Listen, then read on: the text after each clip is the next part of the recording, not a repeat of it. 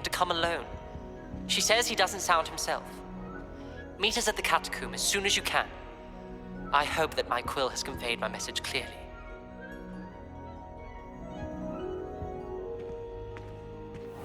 Not ready for Professor Bin's lecture. Forgot my pillow.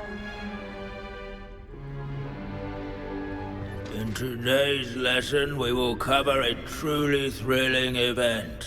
The Goblin Rebellion of 1752 and all its triumphant tragedy. But more specifically, we will address the devastating effect it had on the wizard milling industry.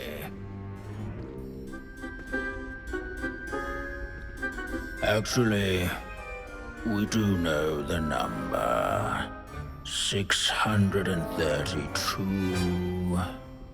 But history occurs outside the classroom. And look, it's time for my constitutional. One can practically osmose the history flowing through Hogwarts. I think the professor wants us to follow him. And now for a stroll to the bell tower entrance hall. Along with the rest of the castle, it was completed in the early Middle Ages. The hall and the bell towers that loom above it contain myriad interesting artifacts.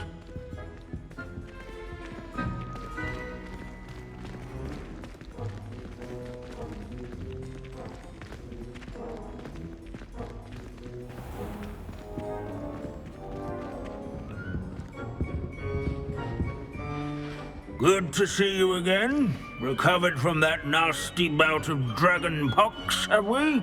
That wasn't me, Professor. I'm new here. Are you? Well then, welcome.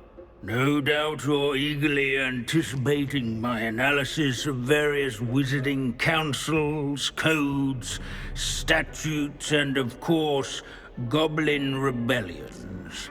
Not all goblins are rebellious. Some venture into wizarding politics, such as Eargit the Ugly. Some are talented artisans, such as Bragbor the Boastful.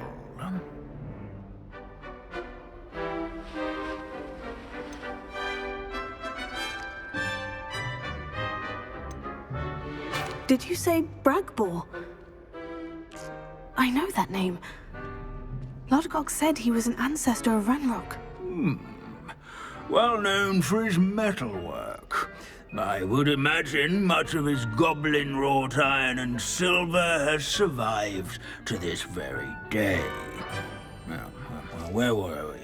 Oh yes. Back to our class topic for today. Grimbold Weft. Another notable historical figure. He's right nearby. Curious. Can you tell me where I might find Grimbold Weft? Oh yes, Grimbold Weft. Quick with a needle and thread, that one. He's a fascinating artifact of the Goblin Rebellion of 1752. At any rate, he can be found nearby, perched in his case.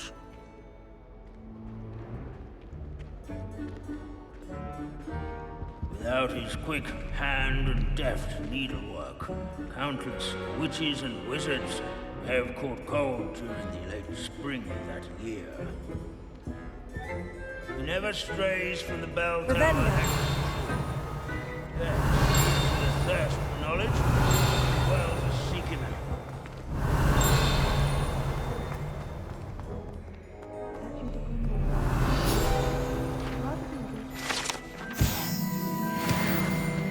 Oh yes, I see you found Grimbold Weft.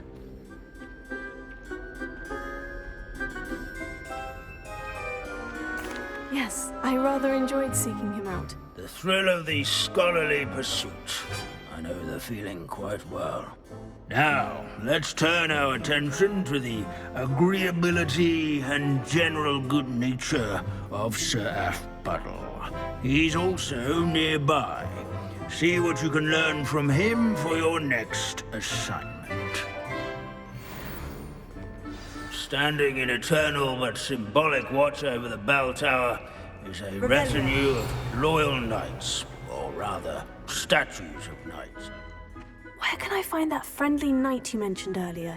Oh yes, Sir Afpuddle, or rather the statue of Sir Afpuddle. It can be found amongst the other statues of knights. It's easy to identify, as it's been enchanted to wave at those who take the time to seek it out.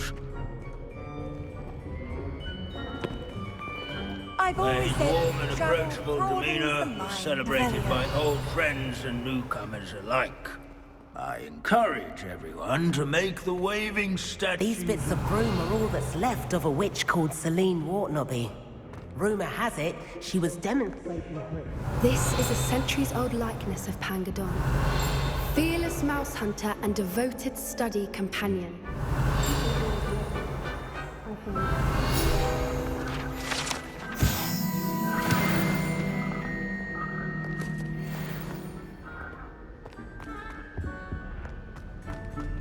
As one would expect, Hogwarts... Professor Binns, I found the statue of Sir Afpuddle. Ah, well done. Alas, Sir Afpuddle's affability was his undoing. Died instantly trying to befriend a basilisk. Eye contact is not always to be encouraged. So beloved was he that even some goblins mourned his passing.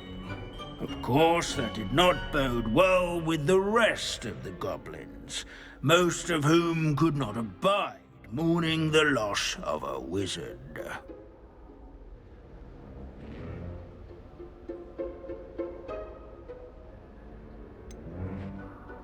Goblins and wizard kind will never trust each other.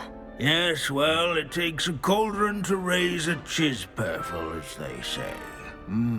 History does tend to repeat. It is a series of patterns, a thought both comforting and disconcerting. A wise student, such as yourself, will learn from it.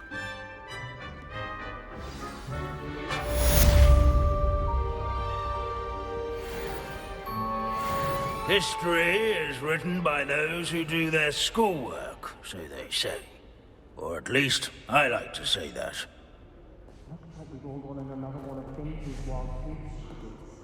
How can we do so much and accomplish so little?